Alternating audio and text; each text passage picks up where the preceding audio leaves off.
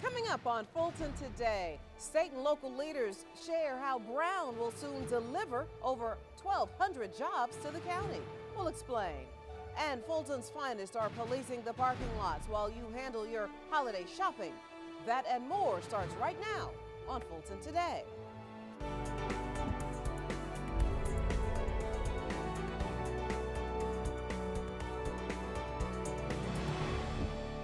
Welcome to Fulton Today, everybody. I'm Shania Chavis-Rucker. Fulton leaders welcome the news of 1,200 jobs coming to the county thanks to the massive new UPS Logistics Center. FGTV's Priscilla Ortega joins us now with this great news. Priscilla? This area behind me along Fulton Industrial Boulevard is the future site of UPS's new packaging sorting hub.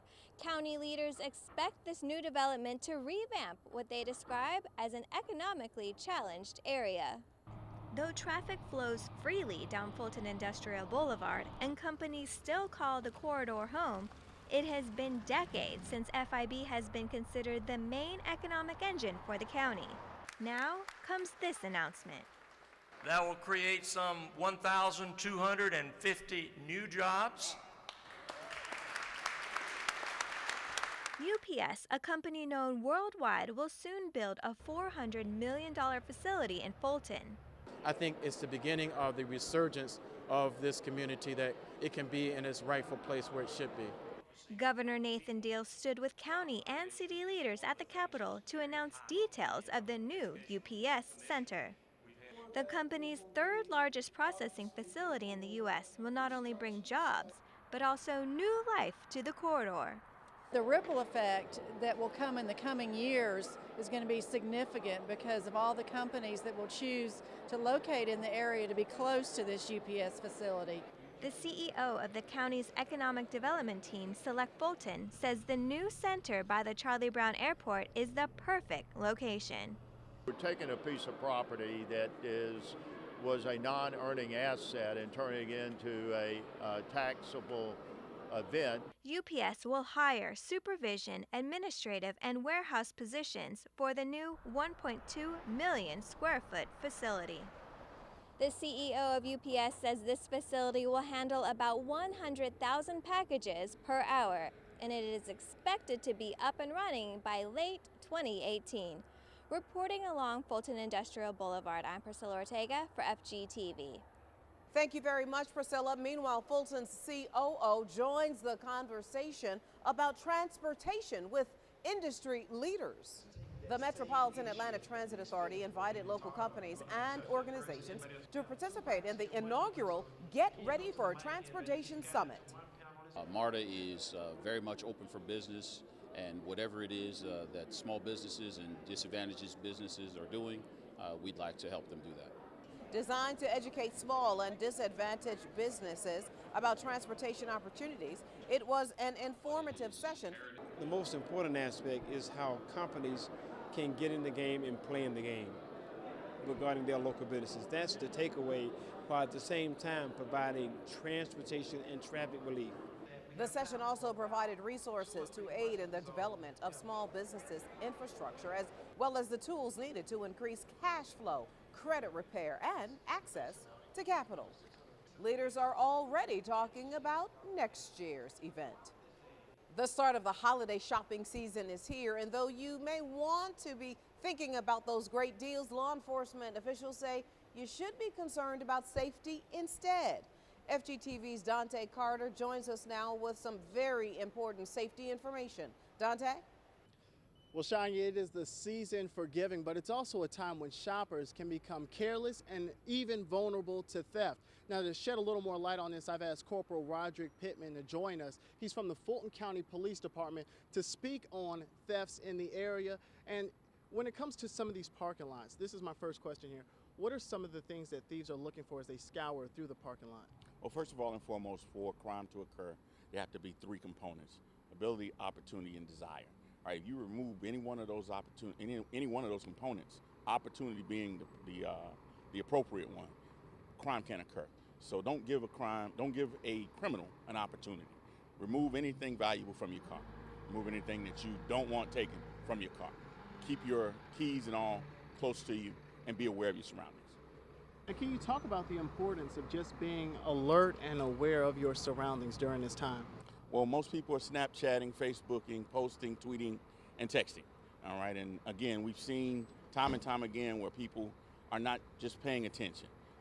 Ultimately, if you're not looking at what's around you, you sometimes will fall subject to either a pothole or some other obstacle in the form of a criminal or someone who might lay in wait to take advantage of that opportunity. And when it comes to whether or not when is the perfect time to shop, we know that daylight savings time just hit. It's getting darker a lot sooner. Some people are even trying to get shopping done once they get off of work. What would you share with them? Well, to that point, as you know, daylight savings time has kicked in, so it gets darker earlier. Most sales start very early, so again, the early bird gets the worm. We would suggest that you never shop at night, and if you have to, have 2 or 3 more people with you. Shopping in group is always optimal. And also, how important is it for people to be in well-lit environments, places with camera, just those security measures that maybe in the end can also help you guys out as well? Statistics say that crime occurs in parking lots where less than 70% visibility is there. In parking lots where there's 97+% visibility, no crime occurs. So the more lights is always better. And is there anything else that you'd like to share with us today? Yes, sir. In closing, I want to make sure everyone's safe this holiday season. Crime does not occur in a community where people care. All right, shop in well-lighted areas and never shop alone. Sales start early, get out early. The early bird gets the worm. Awesome. Corporal Pittman, thank you so much for your time today. And Fulton County Police and their law enforcement partners will be increasing patrols this holiday season, but they do ask for one thing, that residents also remain vigilant. Reporting for FGTV, I'm Dante Carter. Thank you very much, Dante. Meanwhile, Fulton's Fire and Rescue Department says that if it wasn't for some quick thinking of some good Samaritans, a local woman may have lost her life. Basically, our job, the hard part of our job was already completed. We continue to assess the patient and package them for transport to a local hospital. So in the process of doing that, they undoubtedly they saved her life, because with the car fire, if there hadn't been some immediate action on their part, things would have turned out not so well. I wasn't doing it for recognition, but if it hadn't been for the guy that came by with a fire extinguisher, I think it'd have been a different story. It's just a natural reaction for me to help someone, so I just feel good about saving a life, helping save a life. Fire officials showed their appreciation by recognizing the Samaritans' heroic efforts, unselfishness, and care for their fellow man. Great job. Well, seniors all over the county kick off the Thanksgiving holiday by fellowshipping together. Several senior centers held their annual luncheons at their facilities. This one was at the Harriet G. Darnell Center. From oven roasted turkey to baked ham, it was a true feast with all the fixings. And we just appreciate the people who are here preparing for us every year. They do a very good job. The food is always very good. You can't get much better at a restaurant. Since they've started this, it has always been a very big turnout. And it brings a lot of love and joy, and people you may have not seen for a while, and rekindling friendships. Once their food settled, the seniors turned their attention to celebrating the start of the Christmas holiday with the help of the Darnell Chorus. Sounds great. And still to come on Fulton Today, why some of Atlanta's homeless are going undercover. It's a part of our district by district coverage next.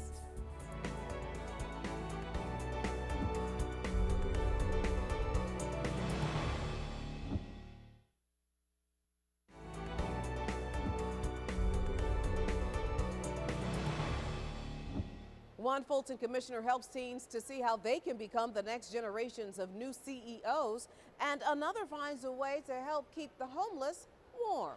Here's this week's district by district coverage.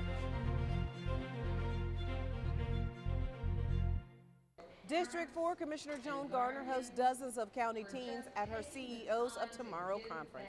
The commissioner gathered a number of professionals from various industries to speak one-on-one with local middle and high schoolers about their futures.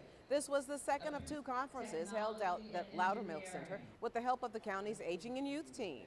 It's very important for our young people to know that there are options out there for them, and that they can create and develop their own companies and become CEOs. of our future. This is a good thing because most young people don't have time for stuff. So this is keeping their time consumed. Keeping where they can't do nothing bad. CBS Atlanta anchor Gloria Neal participated in the conference, as did other professionals in the arts and entertainment industry. District 5 Commissioner Marvin Arrington Jr. wraps up his coats and blanket drive to help homeless citizens in the county. The commissioner partnered with the Fulton County Department of Housing and Community Development to collect winter coats, clothes, and blankets to help those who are in need during the holiday season. We're basically raising blankets and clothes and coats for the homeless and for those that are less fortunate. And so we're happy to be doing this, particularly at this time of year with the holidays approaching. We know that, and not only with the holidays approaching, but with the weather changing and getting cold, that people will need extra attention, and we're happy to be able to serve in that role. This is the second year the commissioner has hosted the Blankets of Love donation drive. Bins were placed in a number of county buildings for employees and residents to drop off their items. And finally, seniors at the Harriet G. Darnell Multipurpose Facility honor those who have served our country. The group hosted its annual Veterans Day breakfast to recognize their peers who proudly served in the armed forces. District 6 Commissioner Darnell pauses to honor the veterans each year. One thing I am so proud of is that I'm here to see the coming generations take a stand and to carry on this idea and this work of equality.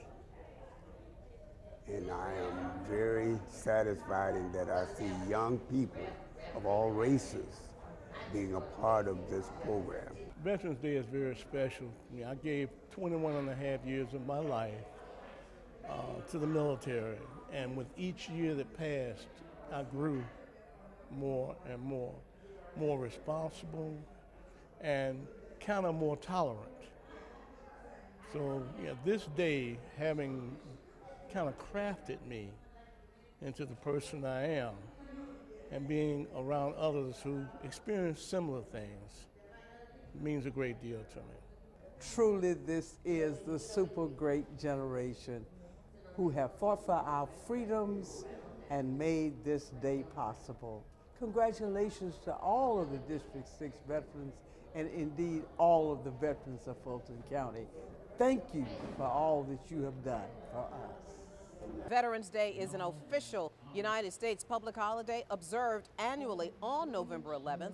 It honors military veterans who served in the United States Armed Forces. Memorial Day honors those who died while in military service.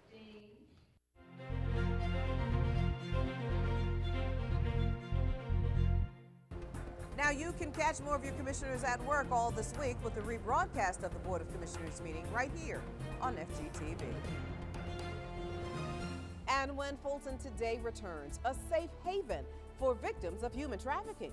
We'll take you there.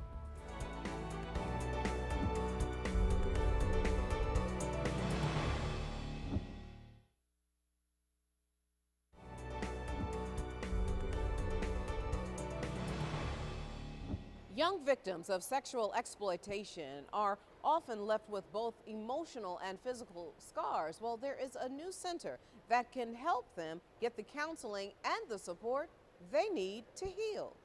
FGTV's Lynn Vaughn has more. Youth caught in or at risk of human trafficking have a new place to go to get help. 1, 2, 3. Judges and sponsors celebrated the grand opening of the Youth Spark Youth Services Center with a special ribbon-cutting ceremony. I really appreciate how this feels because it doesn't feel institutional at all.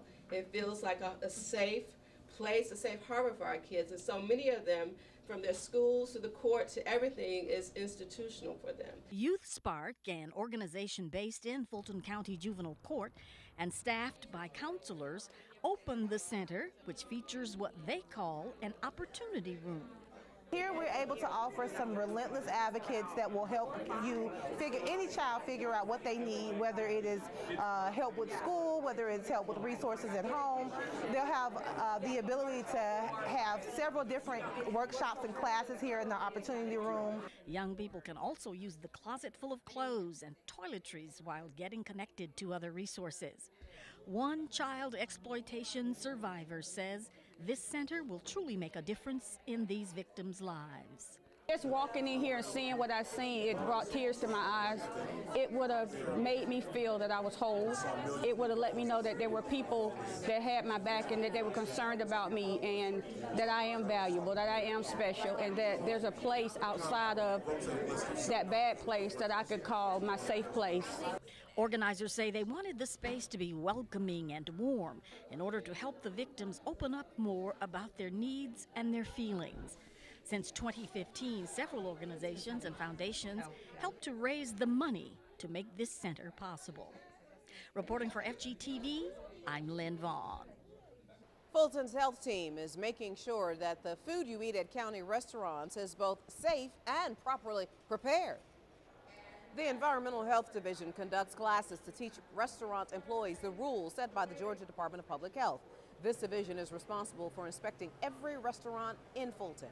The class instructor teaches what deductions a restaurant inspector is looking for and explains the importance of food safety. For instance, food in good condition. If I said that to most people, they'd say, oh, the food can't be spoiled, or it can't be ugly, or it can't be contaminated. But normally when we go in looking for food in good condition, we're looking for dented cans. The class also teaches proper hygiene, proper temperatures for foods, and how to prevent food contamination. The classes are held once a month in different parts of the county and typically last about 90 minutes. To learn more about these classes, you can contact the Environmental Health Division at 404-613-1301. This week, many families will have plenty of leftovers after Thanksgiving, but what can be done with all that food?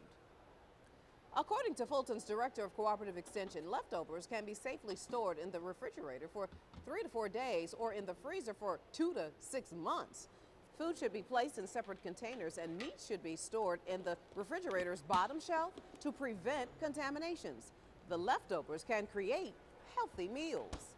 You can make turkey sandwiches on wheat bread. You can make healthy turkey pot pie, or even if you have fried chicken, you can take the skin off and make some chicken salad with low-fat mayonnaise. If you want to make your turkey sandwiches even healthier, you can skip the mayo and use cranberry sauce instead.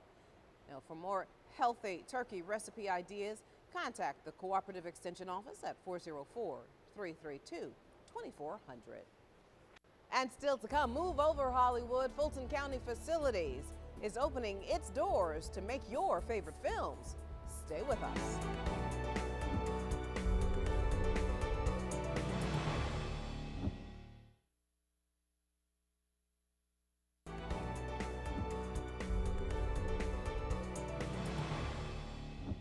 The planning stage for the second round of library renovations is now underway.